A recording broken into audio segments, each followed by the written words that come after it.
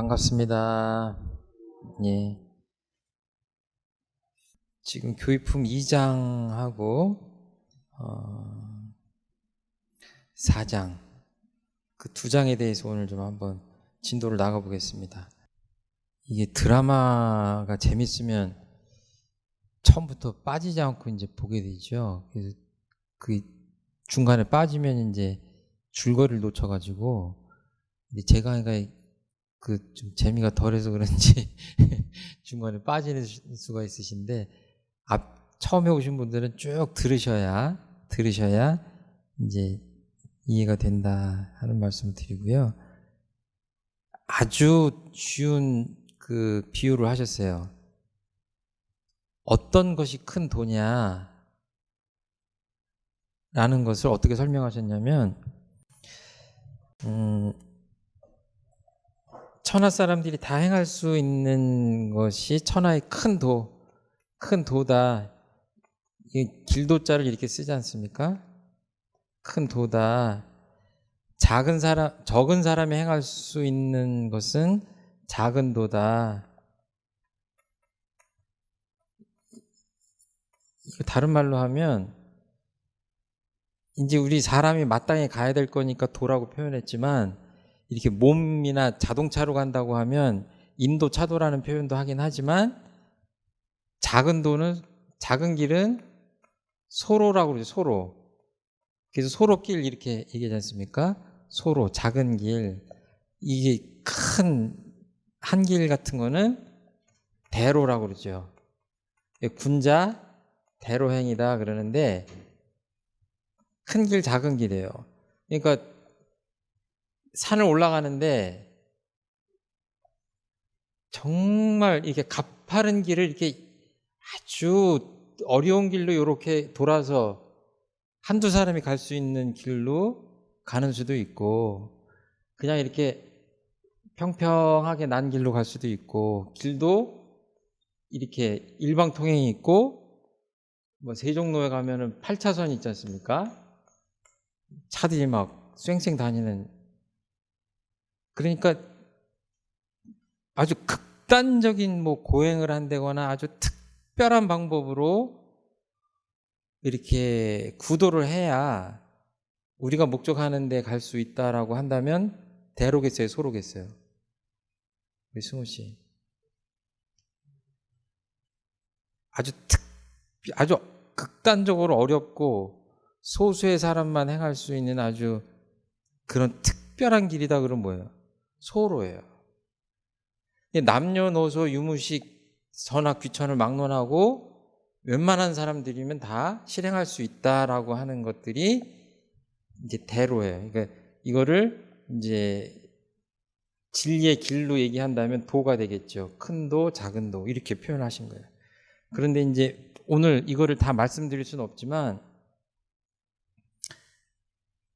그 대도의 내용이 뭐냐 했을 때 이제 이 신앙에서는 천지은, 부모은, 동포은, 법률은 해서 이 사은 그리고 이제 자력양성, 지자본의, 타자녀교육, 공도자 숭배라는 그 꼭 사람이면 지켜야 할 그 어떤 그 기묘한 그 불공의 그 요도가 있습니다. 이 4가지. 그리고 이거는 이제 마음 공부를 3가지로 해요. 이게 쉽게 얘기하면 가만히 멈춰서 생각하고 그 다음에 실행하는. 이거는 그 제가 개미가 이렇게 지나갈 때 손으로 이렇게 길을 막으면 개미가 더듬이로 이렇게 딱 더듬어가지고 딱 멈춰요. 개미가 생각 없이 이렇게 손등을 타고 넘질 않아요. 한번 해보세요. 이렇게 딱 하면 개미가 이게 지나가다가 딱 멈춰서 대개는 돌아갑니다. 저는 여태까지 제 손등을 넘어간 개미를 한 번도 본 적이 없어요. 멈춰서 개미도 생각하는 거죠. 지금 뭔가 이상한 게 앞에 가로막힌 것 같은데 넘어갈까 돌아갈까 뭐 이런저런 생각을 개미 나름대로 하는 거 아니냐. 그런 다음에 이제 실행을 하는 거죠. 액션 하는 거죠. 그러니까 멈춰서 생각하고 실행하는, 이걸 아주 전문적으로 하는, 쉽게 얘기하자면 이 멈춰서 생각해서 실행하는 이 마음 공부라고 하는 것은 이제 나중에 또 기회가 되면 깊이 하시겠지만 누구든지 할 수 있는 것이다. 근데 우리 마음 공부의 핵심이 이거다. 그리고 그 다음에 이제 믿음과 분발심과 정당한 의심과 정성스러운 마음, 이 네 가지가 있고, 이제 불신, 탐욕, 그 게으름, 어리석음, 이 네 가지는 우리 마음에서 버리고 이 앞에 신분의성 네 가지를 가지면 마음 공부를 잘해서 부처님의 인격을 이룰 수가 있다고 하는 것이 기본적인 교리예요. 간단히 얘기하면 아까 사은과 이 뒤에 보면 사막, 이 세 가지인데 이 세 가지가 바로 대종사님이 말씀하시는 큰 도다. 큰 도라고 하는 것은 소수의 사람만 가는 것이 아니라 큰 길이기 때문에 넓은 길이죠. 넓은 길이고 쉬운 길이에요. 그리고 이런 길은 뭐예요? 안전한 길이죠. 안전한 길이에요. 그리고 누구나 갈 수 있으니까 함께 갈 수 있는 길이죠. 그래서 결혼을 하면 안 된다. 뭐 부정탄 집에 살면 안 된다.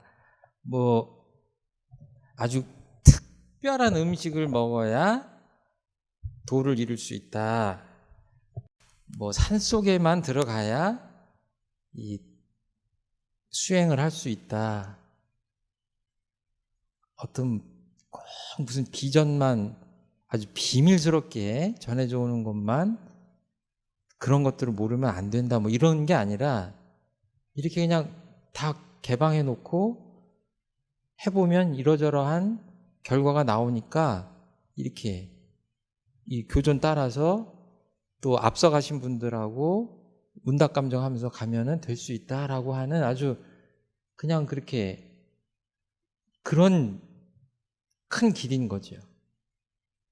당신께서 수많은 그 종교를 참고하셨다는 얘기를 하셨잖아요. 수많다기보다는 대표적인 종교들을 다 이렇게 섭렵하시고 내놓으실 때 이왕이면 많은 사람들이 안전하게 쉽게 갈 수 있는 길을 내주셨다, 이렇게 보시면 될 것 같아요. 간단히 하고 4장으로 넘어가겠습니다. 오늘 제가 교육품 4장을 주로 말씀드리겠습니다. 원불교에서는 이렇게 제 옆에 이렇게 동그라미 있죠, 동그라미. 이거를 이제 일원상이라고 합니다. 일원상. 한 둥그러운 모양이다. 일원상. 동그라미입니다. 동그라미. 그러니까 그 부처님께 절을 하려고 원불교 법당에 들어가서 보면 그 불상이 안 계시니까 굉장히 난감해 하시는 분들이 옛날부터 계시죠. 요즘도 그래요. 아, 부처님이 안 계시네? 그 원불교 법당에 들어가면 이게 본존이 이렇게 동그라미로 표시되어 있어가지고 이렇게 돼 있는 큰 동그라미가 이렇게 모셔져 있으니까 그 옛날 그 불교를 신앙하시던 분들 입장에서는 부처님이 안 계시네? 하고 좀 허퉁해하는 마음들이 있어요. 그런 것들을 소태한 대종사님이 모르시지 않았을 거 아니에요. 수천 년 불상을 모시고 신앙행위를 했는데 그거를 모르시지 않았는데 왜 소태산 대종사님은 원불교라는 회상을 피시면서 그 부처님을 연원불로 하셨음에도 불구하고 왜 그렇게 이 이론상을 모셨는가에 대한 힌트를 오늘 얻는 자리인데요. 오늘은 이 동그라미를 신앙과 수행 두 가지 측면에서 이해할 수가 있는데, 오늘은 신앙 쪽에서 주로 교육품 4장에서는 말씀을 드리는 겁니다.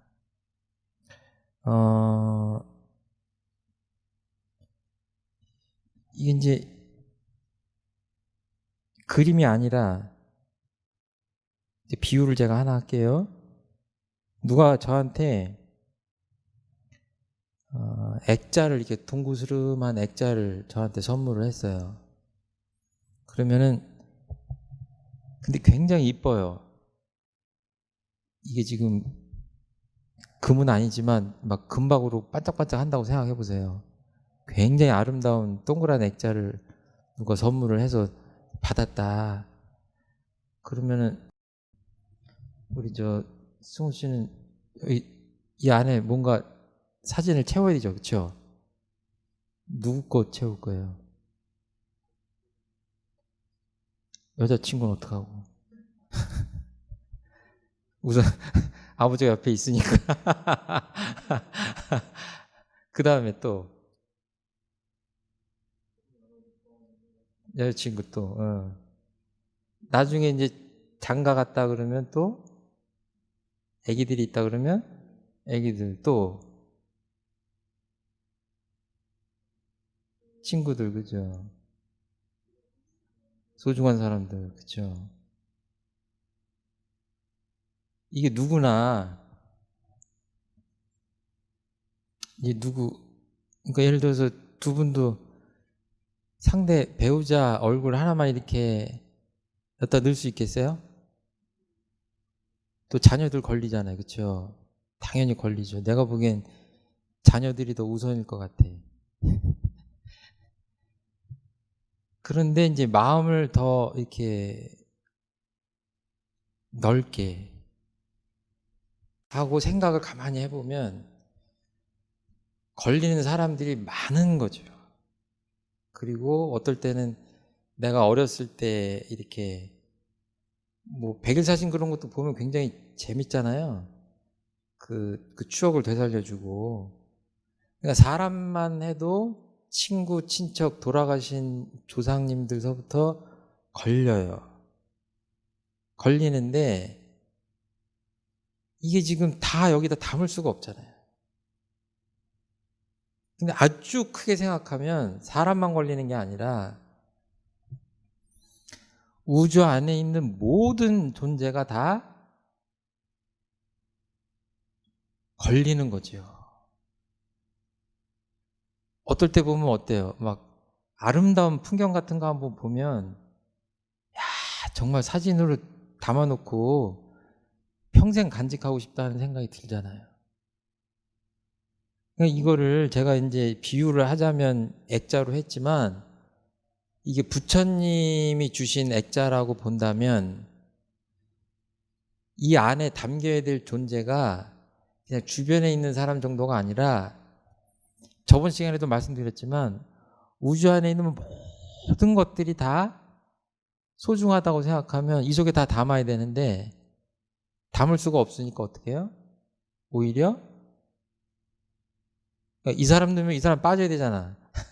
이거 넣으면 저거 빠져야 되고, 그렇죠? 강아지 넣으면 고양이 빠져야 되고, 막 이 속에 다 집어넣을 수가 없잖아요.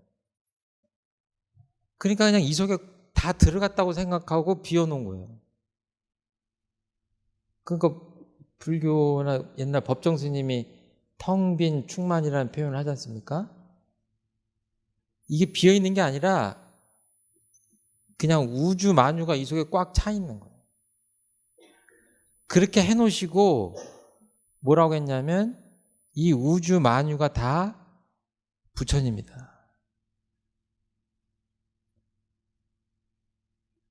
그러니까 이제 여러 가지로 표현할 수가 있지만 다른 교전 다른 부분에서 어떤 표현을 하셨냐면 죄 주고 복 주는 권능이 있다 그랬어요. 우주 만유 어떤 물건이든 어떤 존재든 우리한테 죄 주고 복 주는 권능이 있다 그랬어요.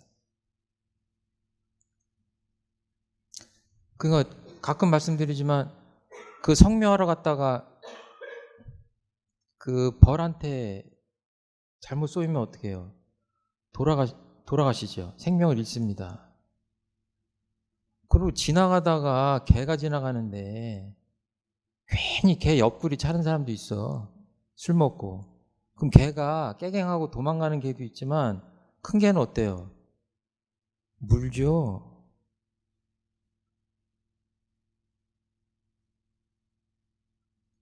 우주 만물을 내가 어떻게 대하느냐에 따라 그 우주 만물이 다 나한테 해를 끼칠 수도 있고 나한테 복을 줄 수도 있는 존재예요.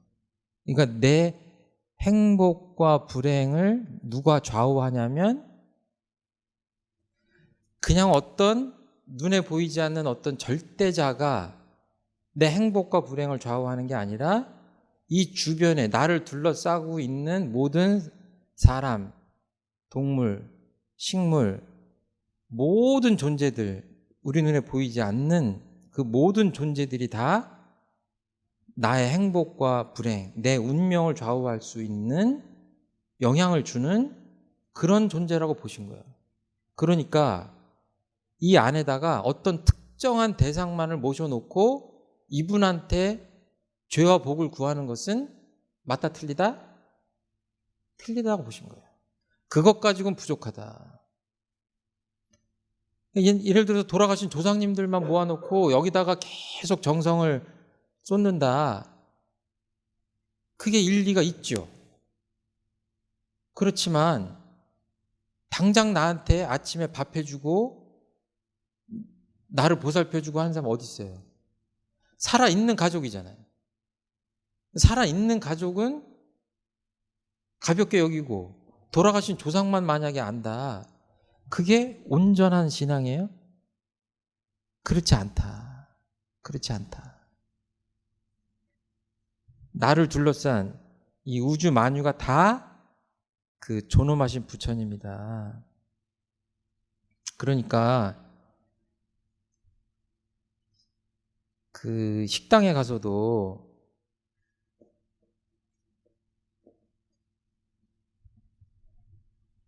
똑같은 서비스를 받는 것 같지만요, 자세히 보면 그 손님이 어떻게 하느냐에 따라 서비스가 틀려집니다. 제 말이 공감되시나요? 집에서도 마찬가지예요. 집에서도 어떤 대접을 받느냐, 가족들한테 그 사람한테 뭐라고 할 게 아니라 내가 그 가족들한테 어떻게 대하고 있느냐를 볼 필요가 있죠. 어떻게 하라고 그랬어요? 이 존엄하신 부처님을 대하듯 하자 이렇게 했잖아요. 그러니까 제가 좀 거꾸로 말씀드릴게요. 이제 이 기본적인 개념을 좀 아셔야 되니까 조금 참고하시라고. 이제 일원상이라고 하는 것에 대한 신앙을 어떻게 합니까? 라고 질문을 했더니 이 일원상이 곧 사은이다, 사은. 이거는 네 가지 은혜란 얘기예요. 네 가지 은혜가 아까 보면은 뭐라고 그랬어요? 이거예요. 천지, 부모, 동포, 법률. 천지, 부모, 동포. 동포는 생명이 있는 모든 존재들이에요. 법률이라고 하는 것은 실정법만이 아니라 이 인도정의 공정한 법칙이라고 해서 성인이나 부처님들 이런 분들의 가르침까지도 포함된 아주 폭넓은 개념의 법률이에요. 자연의 이법이나 이런 거를 포함한, 그리고 이제 빨간불 할 때 쓰고 파란불 할 때 가야 된다고 하는 아주 구체적인 실정법까지가 다 망라된 그런 겁니다. 그러니까 이 굉장히 독특한 거죠. 이 네 가지인데 이것들은 뭐냐면 일종의 범주를 정해 놓은 거예요. 이 밑에는 뭐라고 그러셨어요? 우주 만유가 다 사하는 곳 우주 만유다 이렇게 했어요. 이게 같다 이거예요. 같다. 이게 이렇게. 그러니까 거꾸로 가면 뭐예요? 자, 지금부터 우주 만유를 한번 여기다 적어 보시게요. 우리 방 안에 있는 거 하면은 이 컵도 있죠. 시계도 있죠. 뭐 의자, 책상 뭐 그리고 조금 나가면 뭐예요? 뭐 소나무도 있고 뭐 가로수도 있고 뭐 그 날아가는 새도 있고 지금 땅속에서 나오려고 하는 개구리도 있고 강아지 있고 소도 있고 뭐 오리도 있고 뭐 그냥 이루 말할 수 없는 존재들이 있지 않습니까? 땅속에 있는 것서부터 허공에 돌아다니는 귀신서부터 뭐 그냥 공기서부터 뭐 이 천체까지 다 우주 만유라고 하면 이루 말 그냥 무량무수죠. 그냥 이거를 얘기하면은 이게 죽을 때까지 헤아려도 헤아릴 수가 없죠. 이거를 네 가지로 나누신 거예요. 크게 보면 이 천지 자연의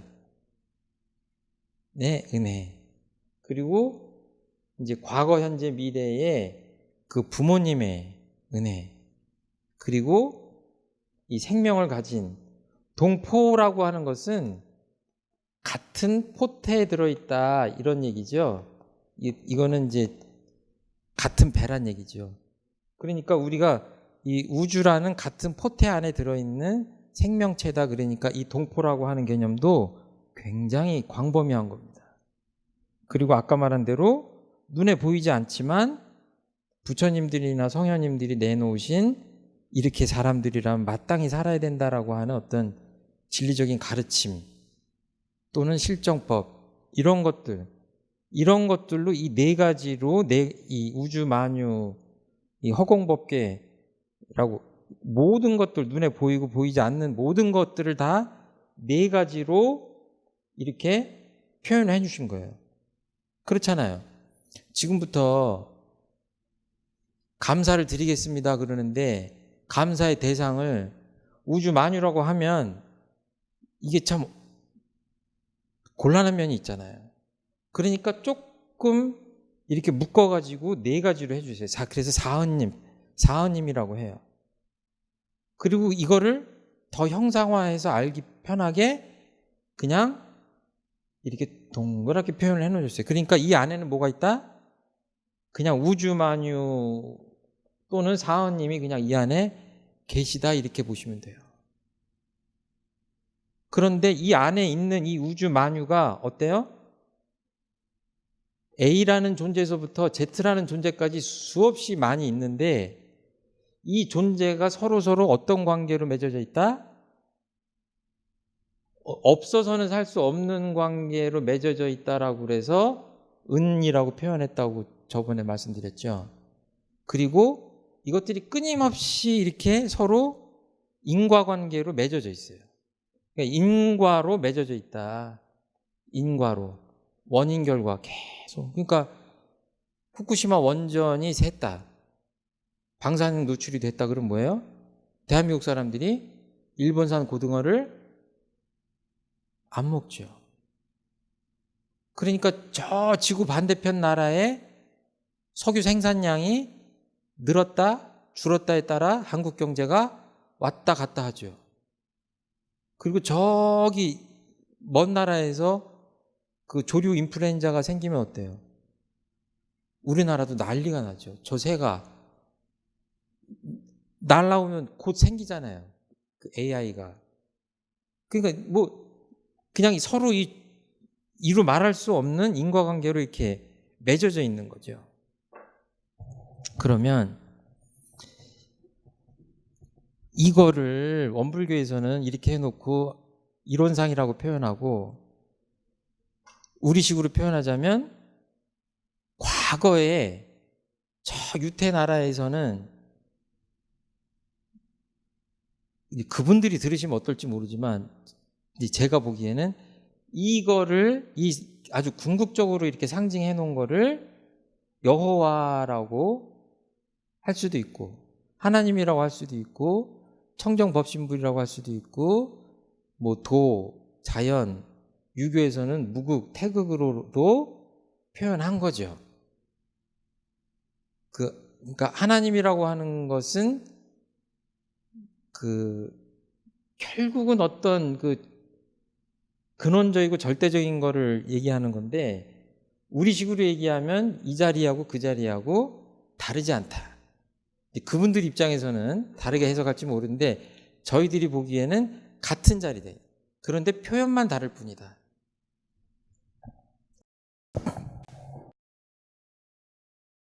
며칠 전에 이렇게 한 10분 정도 잠깐 TV를 봤어요. 근데 어떤 할아버지가 나오셨는데 평생 모은 돈을 누구한테 사기를 당하셔가지고 깊이 상처를 받으셨어, 할아버지가. 근데 어떻게 제가 앞부분을 안 봤지만 하나님의 말씀을 들으셨는지 이 트럭에다가 이렇게 하나님 성경 구절을 이렇게 써갖고 다니시면서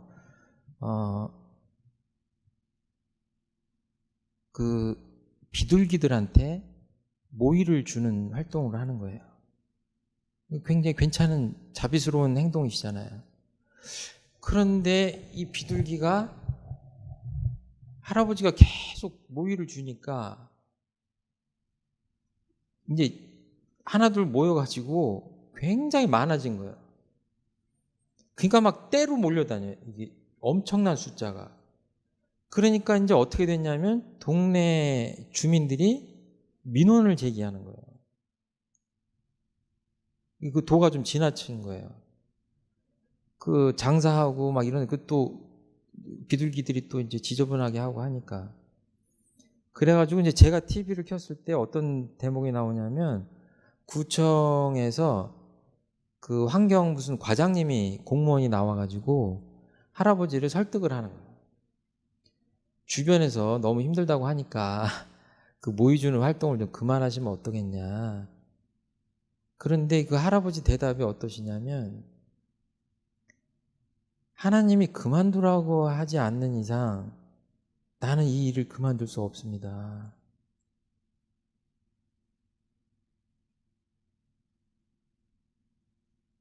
그분은 하나님을 지나가기 때문에 하나님이 그만두라고 하기 전까지는 당신들이 아무리 말려도 나는 이 행동을 계속할 수밖에 없다. 이 말이 틀려요, 맞아요?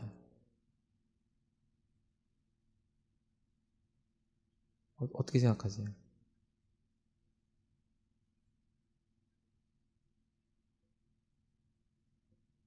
일견 맞는 것 같기도 하고 또 다 맞다고 하긴 좀 찝찝하고 좀 그러죠. 이게요. 이 현상적으로 보이는 우주 만유가 이거이기도 하지만 청정법신불이라고 할 때는 보이지 않는 식으로 보이지 않는 면으로 진리를 파악해서 형이 상학적으로 표현할 때는 법신불이라고 표현하는 거예요. 그렇게 하면 그때 더 하나님이나 청정법신불이나 도나 자연이나 더 비슷한 표현이 되겠죠. 이 얘기를 왜 드리냐면 구청 공무원이 누구예요? 이걸로만 생각하지 말고 이론상은 사은이고 사은은 우주 만유라면 구청 공무원이 누구예요? 이거야, 이거. 다르지 않다 이거예요. 교육품 4장에서 그랬죠. 이론상은 사은이고 여러분들이 믿는 진리는 사은임이고 사은은 우주 만유다. 나오잖아요. 우주 만유로서 천지 만물 허공법계가 다 부처님이 아님이 없다 이렇게 나왔잖아요. 그렇죠? 그럼 뭐예요? 우리식으로 표현하자면 내가 비둘기한테 모유를 계속 주고 있는데 구청 공무원이 나와서 그만두셨으면 좋겠다고 하고 주민들이 고통스럽다고 하면 뭐예요? 법신불 이론상 좀 표현을 인격적으로 한다면 법신불 이론상 부처님께서 나한테 그만하라고 얘기하는 거예요, 지금. 네? 굉장히 상식적인 얘기 같지만요. 종교적으로는 이건 엄청난 다른 결과를 가져오는 가르침이라고 생각을 합니다. 그러니까 뭐예요? 우리 곁에 보면 이 부처님들이 여기 강도는 들어가 있어요, 안 들어가 있어요? 빨리빨리 대답하세요. 들어가 있어요, 안 들어가 있어요? 강도, 우주 만유라고 그랬으니까 당연히 들어가 있죠. 흉악범 들어가 있어요, 안 들어가 있어요? 예. 네. 성인 군자 들어가 있어요, 안 들어가 있어요? 다 들어가 있는 거예요. 그러니까 도대체 그럼 이분들은 어떻게 이거를 악하고 흉악하고 한 분들을 어떻게 부처님으로 모시냐 하는 문제가 남았지만 오늘은 시간 관계상 그 얘기는 제가 약하려고 하고 일단 이분들이 다 존엄하신 부처님이다라고 봐야 된다 하는 그 말씀을 지금 하고 계시는 겁니다. 그러니까 추상적으로 보이지 않는 진리만을 신앙하는 것이 아니라 이렇게 내려오면 아까 구청 공무원이 그만하라고 하면 그 얘기를 굉장히 귀담아 들어야 된다.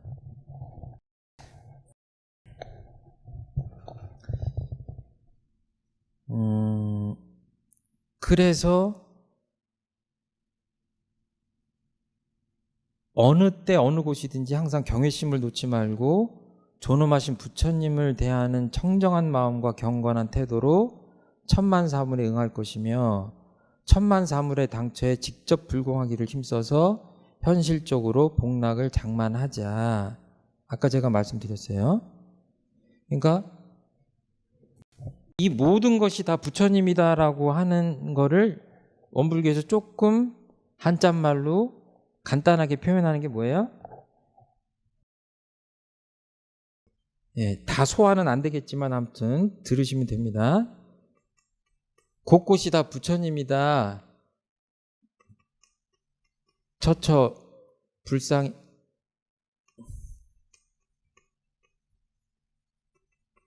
불상이니까 일마다 사사 불공하자. 처처불상. 모든 그냥 우리 주변에 있는 것이 모두 다 부처님이다라고 보시는 거예요. 곳곳이 다 부처님이다.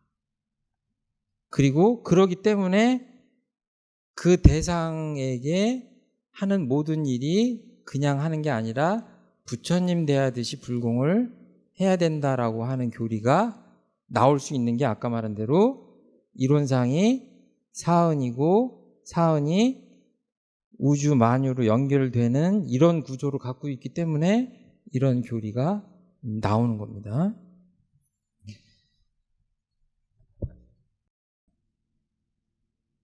그러니까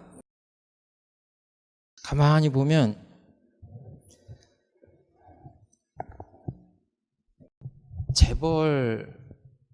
어떤 재벌 회장님하고 만난다 하는 거하고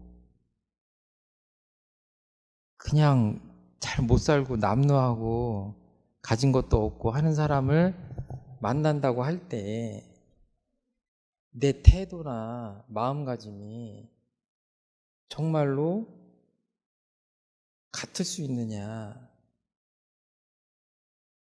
기술적으로 여러 가지 그 현실적인 것들 때문에 다를 수는 있겠지만 기본적으로 마음속에 한 사람은 별 볼 일 없고 한 사람은 좀 더 존귀하게 느끼고 한다면 그건 처처불상 사사불공은 아닌 거죠.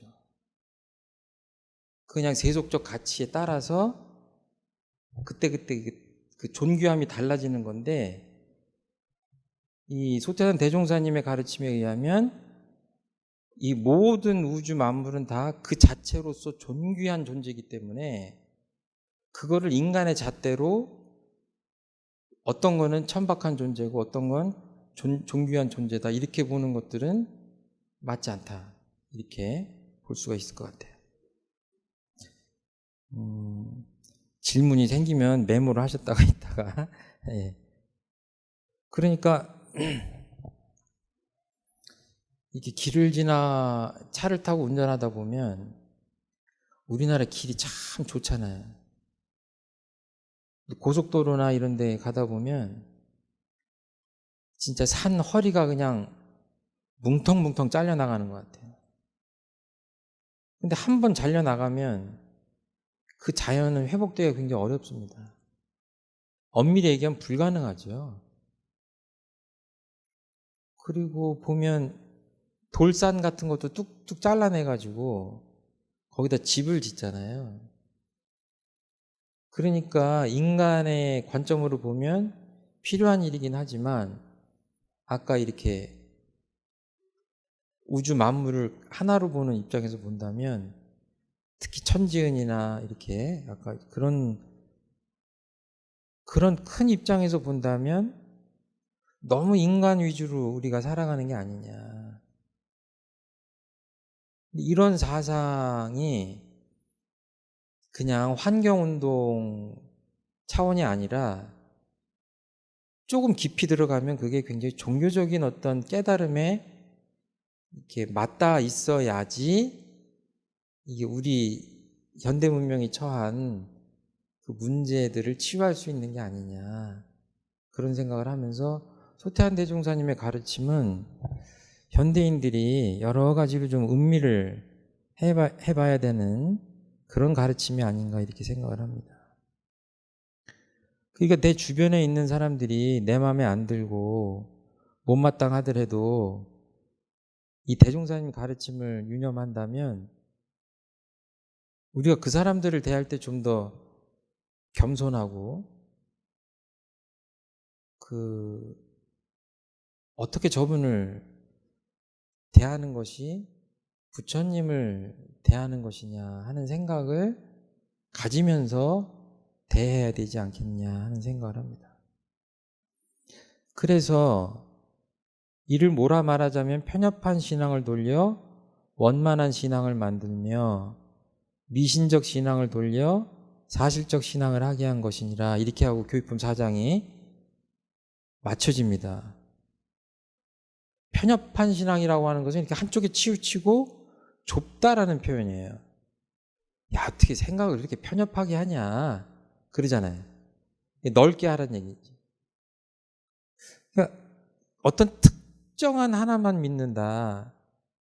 그러니까 요즘 보면 옛날에는 이렇게 고목이나 큰 바위 같은 데서 기도도 하고 그랬잖아요.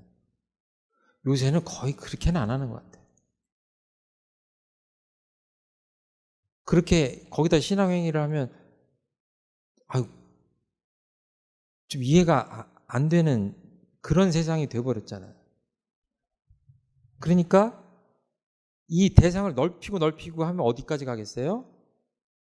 대종사님 말씀하신 대로 그냥 우주 만유가 다 부처님인 완전히 그렇게 확 터진 그런 원만한 신앙 쪽으로 가는 게 아니냐.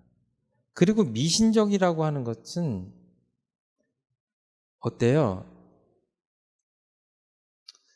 그 원불교를 다니면 이 몸을 가지고 영생을 할 수 있다 그러면 여러분들은 솔직히 한번 대답해 보세요. 제가 나이가 한 5000살이다 이렇게 얘기하고 여러분도 굳게 믿으시면 저처럼 장생불사할 수 있습니다 그러면 어떻게 믿겠어요? 안 믿겠어요? 안 믿어요? 섭섭하네.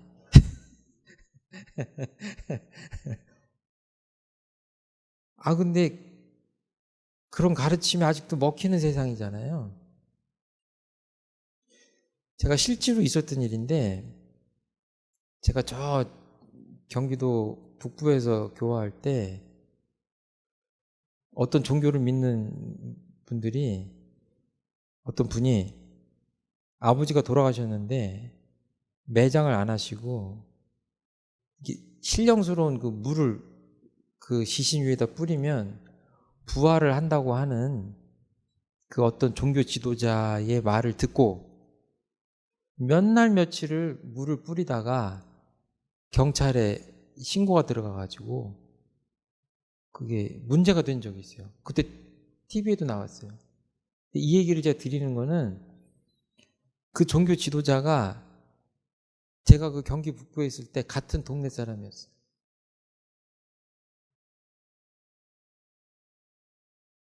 실제로 그런 일이 있어요. 여러분들도 그렇게 믿으세요? 성스러운 물을 뿌리면 돌아가신 분이 부활한다. 제가 알기로는 그분은 부활하지 않으셨어요. 그게 인과관계가 성립돼야 돼요. 그러니까 종교라는 것은 고급스럽기 때문에 일반적인 과학의 원리를 뛰어넘는다. 일견타당해 보이는 말이기도 하지만 거꾸로 생각하면 굉장히 위험한 생각이다. 아직 밝혀지지 않은 과학적 진리가 있는 것에 대해서 퀘스천 마크로 남겨두되 확실하게 인과관계가 있는 부분들에 대해서는 굉장히 합리적인 생각과 종교적인 가르침이 공통 이렇게 같이 만나는 부분이 있는 것이지 어떻게 그렇게 상식적으로 어긋나는 거를 종교적인 가르침이라고 하고 그것들을 믿고 하냐. 그러니까 현대인들이 어때요? 미신행위를 해요, 안 해요?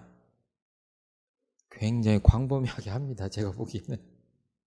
어떨 때는 뭐 박사를 따건 말건 굉장히 어떨 때는 종교적 권위를 앞세우면 굉장히 미신적인 가르침에도 혹하는 미혹되는 경우가 있다.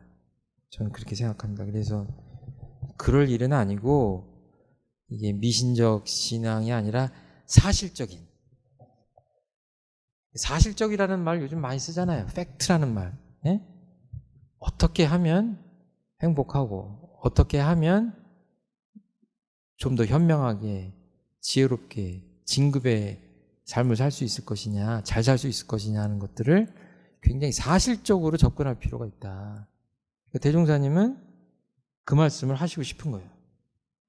그리고 이 말씀 하시려고 앞에 이렇게 이런저런 말씀을 하셨는데 이게 오늘 쉬운 것 같으면서도 굉장히 이렇게 큰 내용이라 소화가 안 되시는 면이 있을 텐데 조금 있다가 이렇게 질문을 한번 해주셔도 좋을 것 같습니다.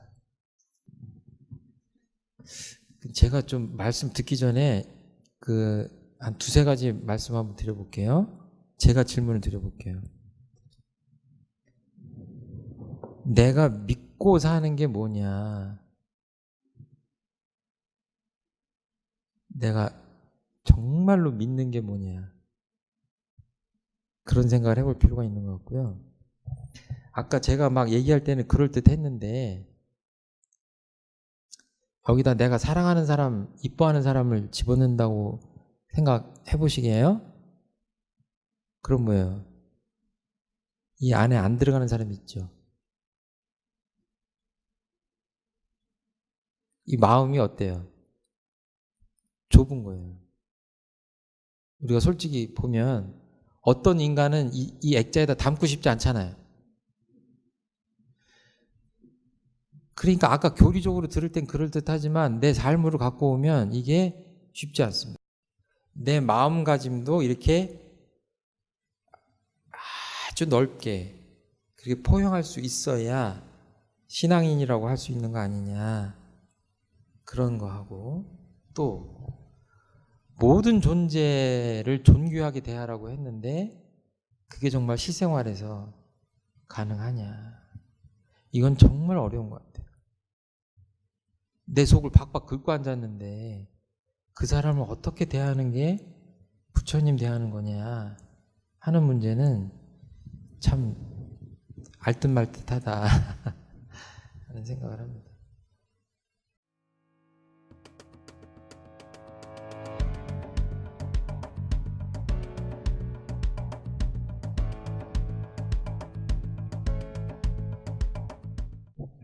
그 인간의 그 언어가 갖는 한계 같은 게 분명히 있어요. 그래서 그 모든 것들을 이렇게 한 번에 다 아는 것도 힘들고, 그 아는 것들을 표현하고 전달하는 것도 더 힘들고, 소통하는 것도 좀 힘든 것 같아요. 이제 이거를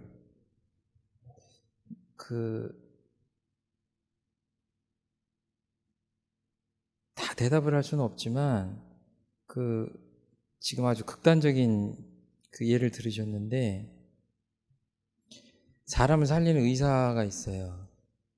그리고 살인자가 있어요. 근데 어떻게 그거를 똑같이 보냐.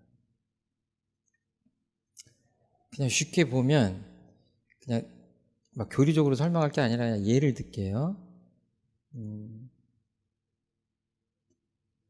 그 선한 의사가 어느 날 마음이 혼탁해져가지고 분노에 휩싸여서 정말 미워하는 사람을 죽일 수도 있어요, 없어요? 있죠. 그리고 살인자인데 어떤 충동에 의해서 살인을 저질렀는데 가만히 자기를 돌아보니까 정말 자기가 씻을 수 없는 죄를 범했구나 하고 참회를 하고, 실제로 보면은 정말로 깊이 참회하고 시신기증을 한다든지 이 사회에 죄값을 치러야 되겠다고 하는 사람들이 있잖아요. 그렇죠? 그러면 아까 선해 보이기만 하던 의사가 악인이 될 수도 있는 거고, 정말 돌이킬 수 없는 어떻게 흉악범이 정말 정스러운 마음으로 돌아갈 수도 있잖아요. 그러니까 예전에도 제가 이 마음이 나오는 뿌리를 봐야 된다고 하는 건데, 대종사님은 인간의 선악이 나오기 전에 그 무선무악한 그 자리가 있다. 선하다고 하는 것은 선한 마음을 계속 발한 사람들을 일러서 선한 사람이라고 해요. 그 사람이라고 해서 악한 마음을 내일, 오늘, 지금 내지 말란 법은 없는 거예요. 이렇게 보면 어때요? 예, 굉장한 그 가능성을 가지고 악을 범한 사람들이나 이런 사람들을 좀 새로운 시각으로 봐줄 필요가 있는 거죠. 그러지 않다면 죄를 지은 사람들은 다 엄벌에 처하고 사회에서 격리해야 되고, 더 나가면은 그냥 사형으로. 근데 그거는 몸을 죽이는 거지 인간의 살아있는 마음들을 이렇게 할 수 있는 건 아니잖아요. 여기까지 그냥 힌트, 그 정도인 것 같고, 이걸 이렇게 어려운 교리를 막 이렇게 듣고 나서 저걸 어떻게 믿나 이렇게 하시지 마시고요. 그 종교가 먼저 있고 거기다가 나를 꿰맞추는 것도 빨리 다가가는 방법이긴 해요. 그런데 이렇게 종교를 믿지 않는 입장에서 보면은 그런 거죠. 얘기를 듣고 정말 그 세상은 이러저러하게 생겨 있고 그 존재들 간에는 어떠한 관계가 맺어져 있고, 그 이치를 알면 참 사는데 도움이 되겠구나. 그리고 저 사람들이 저렇게 얘기하는 게 내 삶에 도움이 되겠구나. 그렇게 거꾸로 접근하셔도 괜찮겠다. 그리고 아는 만큼 실천이 되는 거지. 이거를 모르고 믿으면 맹신이라고 하셨거든요. 우리 스승님들께서. 그러니까 아무리 좋은 가르침이지만 내가 이해되지 않는 부분들은 어때요? 이해하려고 노력해서 안 만큼 믿으실 필요가 있다. 저는 그렇게 생각을 합니다. 이제 그렇게 부담 없이 생각을 하셨으면 좋겠고, 아까 그러잖아요. 인생이라는 것이 유한한데 나도 그냥 마음껏 소유하고 즐기고 누리고 뭐 이렇게 뭐 명예와 권력도 그냥 가질 수 있을 만큼 갖고 뭐 그런 얘기 하시고 싶으셨던 거 아니에요? 예, 근데 갈등이 좀 생기는 거 아니에요? 근데 이제 우리가 몸이 하나기 때문에 두 가지 길을 한꺼번에 갈 수는 없는 것 같아요. 그러니까 어떻게 생각하시면 되냐면, 우리가 보면 그러잖아요. 정말 저렇게 살면 벌 받을 것 같은데 막 떵떵거리고 재밌게 행복하게 보이고 이렇게 사는 사람들 있잖아요. 그렇죠? 근데 저한테 묻지 마시고 정말로 저렇게 살면 행복할까? 하고 본인한테 물어보셔요. 대답이 나올 때까지. 근데 정말 저렇게 사는 게 행복할 것 같다. 그리고 여태까지 내가 수십 년 동안 보니까 그렇게 살니까 끝까지 행복하더라. 그럼 어떻게 하셔야 되겠어요? 그렇게 사시면 돼. 그리고 저한테 가르쳐 주세요. 근데 그게 그렇지가 않은 거죠. 뭔가 이렇게 마땅히 지켜야 될 도리나 이런 것들을 지키지 않고 이렇게 바른 길이라고 하는 것들을 가지 않으면서 옆길로 가면서 뭔가 성공했다고 하고 인생을 즐기는 것 같고 뭔가 만끽하는 것 같지만, 인과의 이치에 의해서 그 결과가 정말 그렇게 향기롭냐, 끝까지 이런 것들을 볼 필요가 있죠. 근데 그것들은 제가 이렇게 사세요 저렇게 사세요 할 얘기는 아닌 것 같고, 그 인과라는 것, 그런 이치의 관점에서 저 사람이 앞으로 어떻게 되고 정말 저 사람이 마음속까지 행복할까? 겉으로는 행복해 보이는데 정말 속까지 행복할까? 뭐 이런 것들로 이렇게 보시면 답이 웬만큼 나오실 것 같아요. 제가 보기에. 이거 질문 안에 답이 있으신 것 같아.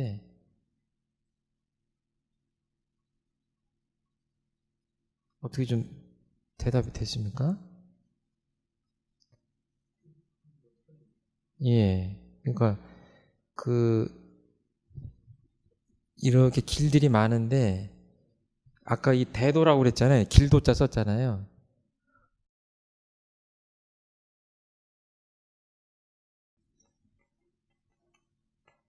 도통이란 말이 있잖아요. 이걸 이제 쉽게 얘기하면 이제 도가 텄다 이런 말이죠. 도. 그러니까 어떻게 보면 그런 거예요. 여러 가지 의미가 있는데 이런 목적을 달하려면 어떤 방법으로 가야 되겠구나 하는 그 이치를 환하게 아는 거를 도가 통했다고 할 수도 있고, 뒤집어서 얘기하면 내가 이 길을 들었으면 결과가 어떻겠구나라고 알 수 있는 거죠. 그러니까 인생을 살면서 여러 가지 길을 계속 선택하지 않습니까? 이럴까 저럴까. 근데 그게 이제 그 취사가 결정이 안 된다고 하는 건 뭐냐면, 내가 지금 씨를 뿌렸는데 이 씨가 어떤 열매를 맺을까라는 그 인과에 대한 것이 아직 감이 덜 잡히신 거예요. 내가 지금 고생을 하더라도 바른 길을 가고 있기 때문에 이 결과는 반드시 허탈하지 않을 것이다 라는 것이 뭐예요? 믿음이면서 깨달음이어야 돼요. 두 가지가 같이 가야 돼요. 확실하게. 그럼 뭐예요? 옆에서 딴 사람들이 뭐라고 해도 나는 지금 좀 고생스러운 길을 갈 거야. 너는 니네들 가. 이렇게 되는 거죠. 근데 그게 없으면 뭐예요? 이 길을 가면서 계속 이게 긴가민가, 이게 내가 이 길을 잘 들어섰는가, 이렇게 이게 도가 아직 도를 못 깨달았다. 이런 것들을 하려고 지금 이제 마음 공부도 하고 이 공부를 하는 건데, 앞으로 또 한참 하셔야 될 것 같습니다. 오늘 여기까지 하겠습니다. 감사합니다. 네.